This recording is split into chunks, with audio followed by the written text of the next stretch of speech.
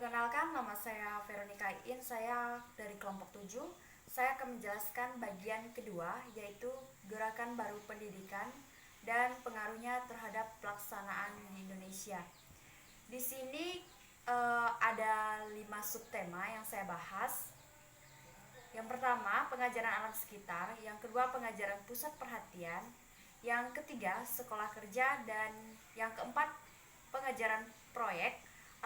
Dan yang kelima, pengaruh gerakan baru dalam pendidikan terhadap penyelenggaraan pendidikan di Indonesia. Di sini kan ada 5 subtema dan akan saya bahas 2 subtema saja. Yang pertama, pengajaran alam sekitar dan pengajaran pusat perhatian. Pendidikan sebagai suatu kegiatan yang kompleks. Yang kompleks berarti pendidikan tersebut bersifat suatu himpunan atau kesatuan dari pendidikan tersebut menurut penanganan untuk meningkatkan kualitasnya, baik yang bersifat menyeluruh maupun pada beberapa komponen tertentu saja. Kemudian kita lanjut saja pada bagian A, yaitu pengajaran alam sekitar. Perintis gerakan ini adalah Fr. Avenger pada tahun 1808 sampai dengan 1888 di Jerman dengan Heimatkunde atau pengajaran alam sekitar, dan J. Lighthart dari tahun 1859 sampai dengan 1916 di Belanda dengan Hervoleven atau kehidupan senyatanya. Berapa prinsip Heimatkunde adalah: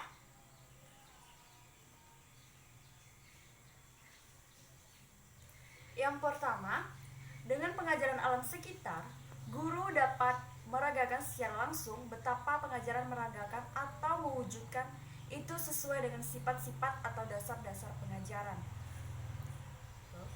Yang kedua, pengajaran alam sekitar memberikan kesempatan sebesar-besarnya bagi anak agar aktif atau giat, tidak hanya duduk, dengar, dan catat saja. Yang ketiga, pengajaran alam sekitar memungkinkan untuk memberikan pengajaran totalitas.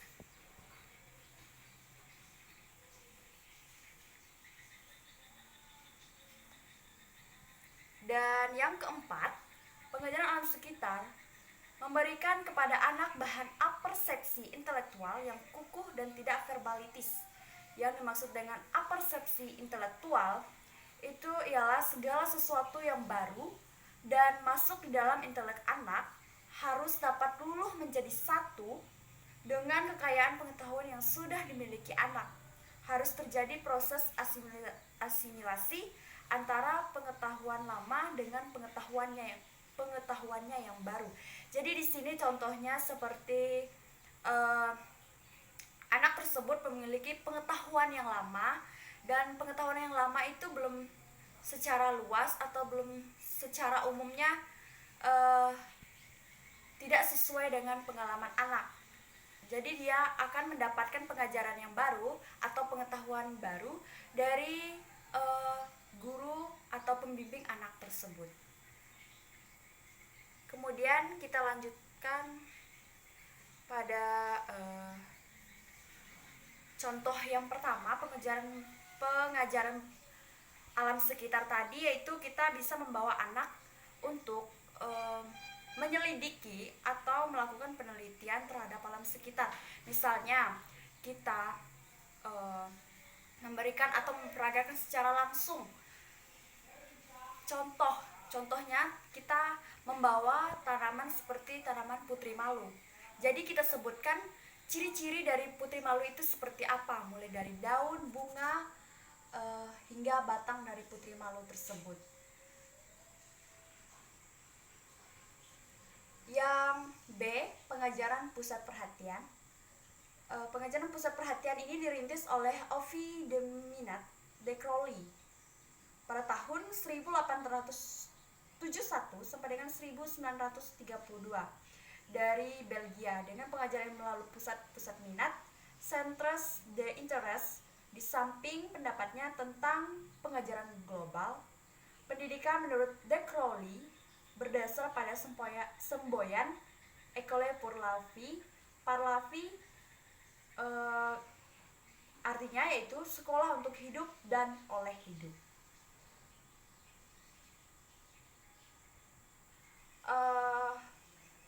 Pengajaran ini yaitu anak harus diarahkan kepada pembentukan individu dan anggota masyarakat. Oleh karena itu, anak harus mempunyai pengetahuan terhadap dirinya sendiri, tentang hasrat dan cita-citanya, dan pengetahuan tentang dunianya, lingkungannya, terhadap hidup di hari depannya itu seperti apa. Menurut De Crowley ini terdiri dari alam dan kebudayaan. Oleh karena itu, anak harus mempunyai pengetahuan atas dirinya sendiri dan dunianya.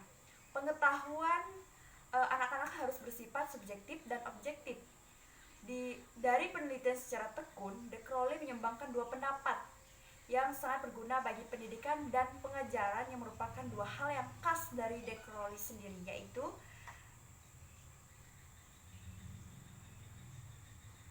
yang pertama, metode global atau metode secara keseluruhan. Dari hasil yang didapat dari observasi dan tes, dapatlah yang menerapkan bahwa anak-anak mengamati dan mengingat secara global atau keseluruhan. Jadi pertumbuhan anak pada usia dini itu mereka dapat mengingat semua dan dapat merekam secara langsung apa saja yang kita praktekkan atau apa saja yang kita beritahu kepada anak. Jadi ini berdasar atas prinsip psikologi Gestalt dalam mengajarkan membaca dan menulis. Ternyata mengajarkan kalimat lebih mudah diajarkan daripada mengajarkan kata-kata lepas. Sedangkan kata lebih mudah diajarkan daripada mengajarkan huruf-huruf secara tersendiri. Maksudnya seperti ini, kita mengajarkan kepada anak itu contohnya dalam kalimat itu memberikan kalimat secara langsung seperti itu. Jangan kita memberikan kata per kata. Jadi anak-anak bisa merekamnya di dalam pemikiran mereka masing-masing. Metode ini bersifat visual sebab arti sesuatu kata yang diajarkan itu selalu diasosiasikan dengan tanda atau tulisan atau suatu gambar yang dapat dilihat. Kemudian yang kedua, center interest atau pusat-pusat minat. Dari penyelidik psikologik yang menetapkan bahwa anak-anak mempunyai minat yang spontan atau sewajarnya. Pengajaran harus disesuaikan dengan minat-minat spontan tersebut. Anak mempunyai minat-minat spontan terhadap diri sendiri, dan minat spontan terhadap diri sendiri itu dapat kita bedakan menjadi yang pertama, ada dorongan untuk mempertahankan diri. Yang kedua, dorongan mencari makan dan minum.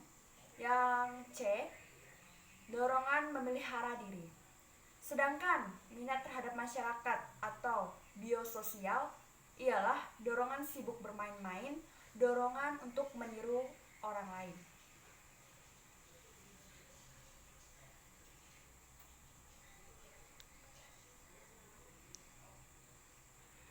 Dorongan-dorongan inilah yang digunakan sebagai pusat-pusat minat anak. Gerakan pengajaran pusat perhatian tersebut telah mendorong berbagai upaya agar dalam kegiatan belajar mengajar diadakan berbagai variasi cara mengajar dan lain-lain.